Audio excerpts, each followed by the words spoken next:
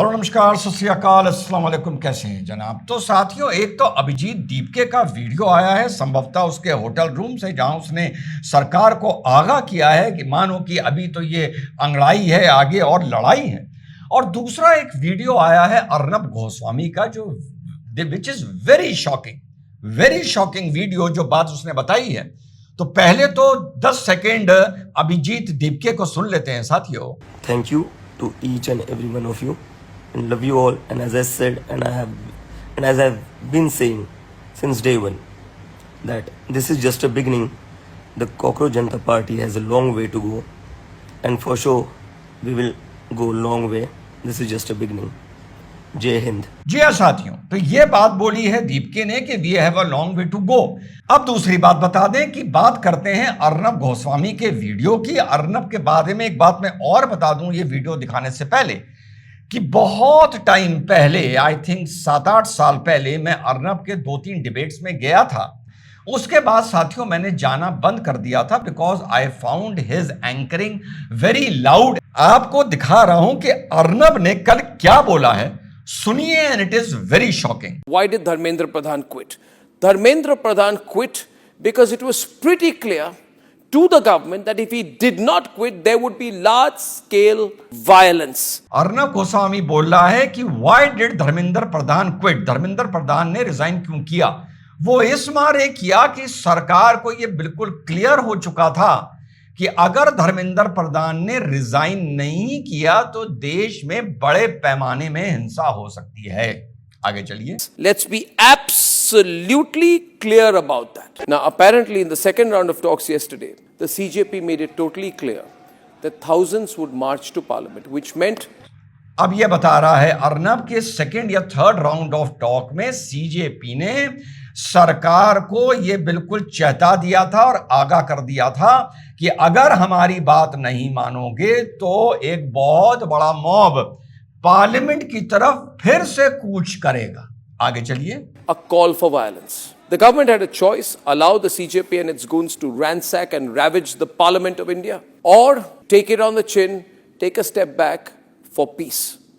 अब अर्नब ये बता रहा है कि गवर्नमेंट के पास 2 ऑप्शन थे, या तो सीजेपी को बड़ा हिंसा करने दो, पार्लियामेंट का घेराव करने दो, पार्लियामेंट के अंदर घुसने दो, पार्लियामेंट को रैंसैक यानी तोड़फोड़ करने दो, या take it on the chin यानी पीछे हट जाओ, सेटबैक मान लो पीस के लिए।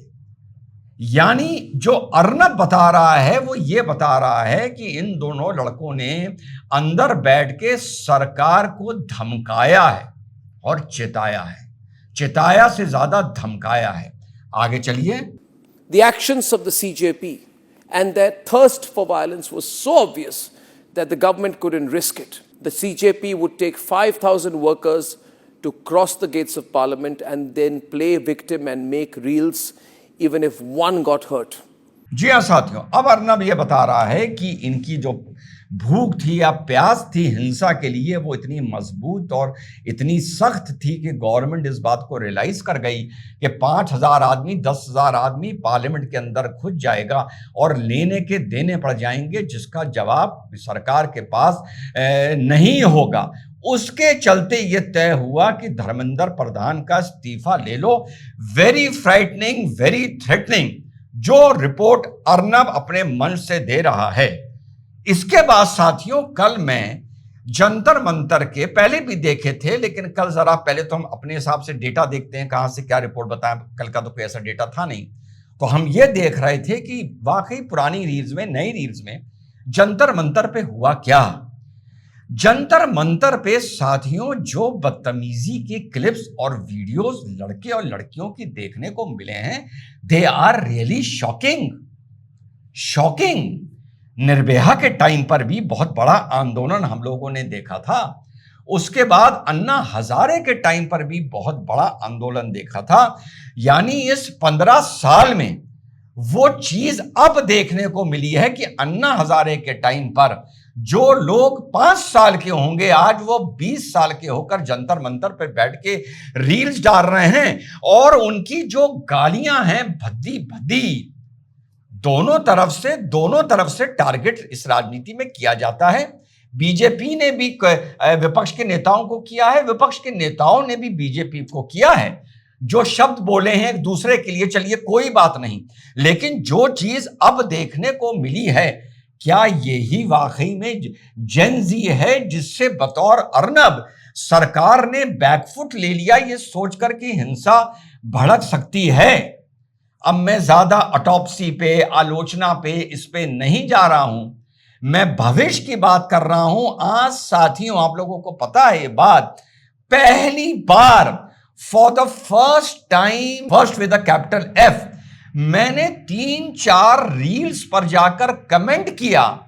जो लोग खामखा इस सेटबैक को जो हुआ है पिछले 24 घंटे में, उसको जबरदस्ती बीजेपी और नरेंद्र मोदी का मास्टर स्ट्रोक बताकर एक बहुत ही कैलकुलेटेड मूव बता रहे हैं कि ऐसा हुआ, फिर वैसा हुआ, फिर वैसा हुआ, फिर वैसा हुआ, बस कर गए काम।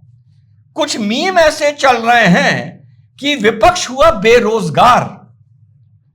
कल भी बताया था, कल जरा आक्रोश से बताया था, क्योंकि आक्रोश इसलिए कि जो आदमी 2.5 महीने से सरकार को एक चीज चेता रहा है, जब वो सच हो जाती है तो कहीं ना कहीं उसे मन में खुशी होती है एज अ कमेंटेटर, और कहीं ना कहीं अफसोस होता है कि यार हम तुम्हें एक चीज बता रहे थे, तुम तक पहुंचा रहे थे, लेकिन तुमने उस पर रिएक्ट नहीं किया। तो जबरदस्ती जिंदगी में किसी सेटबैक को शुगर कोट नहीं किया जाता और शुगर कोट करके उसको विक्ट्री नहीं बनाया जाता। जब तक तुम सेटबैक को समझोगे नहीं, उस पर डेलिबरेट नहीं करोगे, उस पर अकल नहीं लगाओगे, उसको करेक्ट नहीं करोगे डिफेक्ट को, तो तुम शुगर कोट करते करते रह जाओगे और जिंदगी से भी, तरक्की से भी, अपनी सत्ता से भी, इंडिविजुअल भी बात कर रहा हूं, पार्टी की भी बात कर रहा हूं, कंपनी की भी बात कर रहा हूं, तुम अलग कट जाओगे। ऐसे लोग हैं इस देश में और दुनिया में, जिनका पिछवाड़ा टूटता है तो वो हंसते रहते हैं और वो खुश हैं कि हम जीत गए। क्या तुम वो ही बनना चाहते हो? क्या तुम वो ही जाहिल बनना चाहते हो? चाहते हो तो कोई बात नहीं है, लेकिन जब मैं उनसे यह कहता हूं कि मैं तुम्हारी जाहिलों की जमात में खड़ा नहीं होऊंगा, तो मैं इधर भी जाहिलों की जमात में खड़ा नहीं होऊंगा। जीत का पहला जो नुकसान होता है वो ही जीत का रास्ता बनता है, अगर तुम उस नुकसान को मानो। ये मानो कि पिछले 8-9 महीने में एक chain reaction of mistakes government से हुई, और पिछले 2.5 महीने में भी हुई, और 6 जून के बाद भी हुई, और आमरण अनशन खत्म होते होते सोनम वांगचुक का वहां भी हुई। और अब कहा जाता है कि साहब, मैंने जिसको अभी एक there was some a couple of people, मैंने कहा अपने आप को करेक्ट करो, गलत जा रहे हो।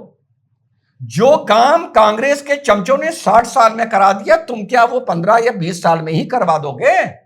इतना फास्ट चल रहे हो बेटा।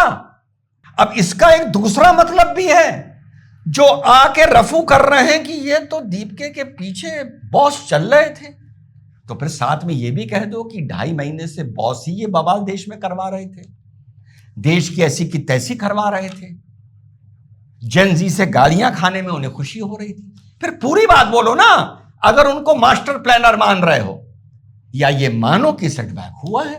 2 ही रास्ते हैं, ये मत करो, ये ना जिंदगी में करो ना पार्टी के साथ करो। आज the party to pull up its socks, आज द पार्टी के आप कोर्स करेक्शन करिए, आज द पार्टी के जबरदस्ती एक्सपेरिमेंट्स ना करिए, आज द पार्टी के आप हमारी सुनिए, आप सोशल मीडिया से एक रिएक्शन या फीडबैक लीजिए, वरना उन्हीं जाहिलों की जमात में खड़े हो जाओगे। बता रहा हूं, जो पिछवाड़ा तोड़वा के, घर तोड़वा के भी कहते हैं जीत गए जीत गए। अब वो बात अलग है कि वहां पर कुछ समझदार हैं, अधिकतर जाहिल हैं। यहां पर अधिकतर समझदार हैं, मेरे कमेंट बॉक्स में जाके देखो, लेकिन कुछ जाहिल हैं। तो वो कुछ जाहिल, वो कुछ अज्ञानी, वो इग्नोरेंट लोग भी अपने आप को ठीक करें और डायरेक्ट सरकार से सवाल पूछें कि आपने ये क्यों की, और आने वाले वक्त में एक्सपेरिमेंट्स ना करिएगा, सोशल एंड साइंटिफिक, ये बता रहा हूं मैं, ना करिएगा, सोशल एंड पॉलिटिकल ना करिएगा। सो यही मेरा कल का मैसेज था, जो आज एक दूसरी भावना के साथ, कल दूसरी भावना थी।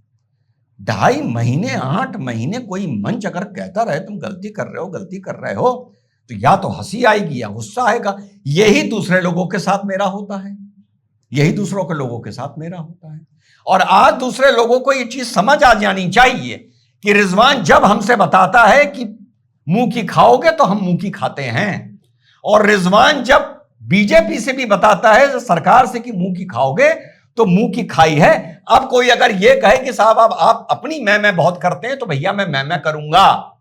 जब मैं 10 बार लगातार कहीं गलत साबित हो जाऊंगा, या 10 में से 7 बार गलत साबित हो जाऊंगा, तो मैं भी मैं करनी बंद कर दूंगा।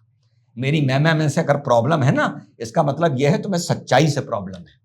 सिंपल सा रास्ता है, एनओसी तो मुझसे लेना नहीं है, अनसब्सक्राइब मारो, निकलो। ये तो मैं उनसे भी बोलता हूं, ये मैं आज तुमसे भी बोल रहा हूं।